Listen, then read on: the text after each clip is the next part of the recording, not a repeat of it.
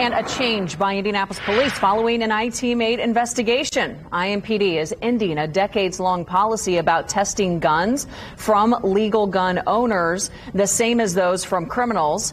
IT-made exposed that policy earlier this year. Our senior investigative reporter Richard Essex has the new developments. The new IMPD policy says that they will no longer send every firearm to the crime lab for ballistics testing. This is after our investigation exposed a decades-long practice of the department where they sent every gun that was in the property room to the crime lab for ballistics testing, and that data was then sent to the ATF.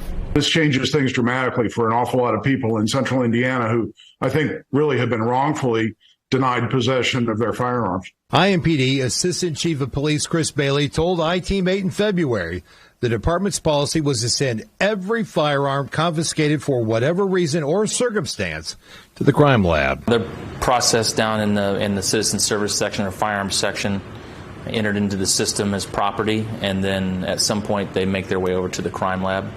Go ahead. So for all guns? Yes.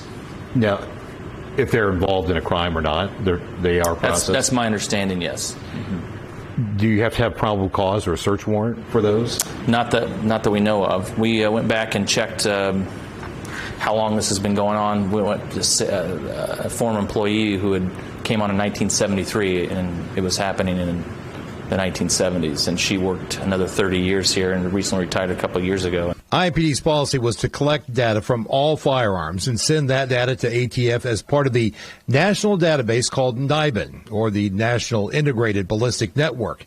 ATF Special Agent Daryl McCormick told me only data from firearms suspected of being involved in a crime is supposed to be sent to ATF. IMPD was sending data from every firearm, a possible violation of ATF policy. But there was a very poignant moment in your interview of the person from DOJ and your story, Richard, and I'm sure you noticed it. It's the reason you aired it. But you said, aren't these guns being sent to you, the keeper of these databases in Washington? Is it your understanding that these guns are used in crimes and that's why they're being sent to you?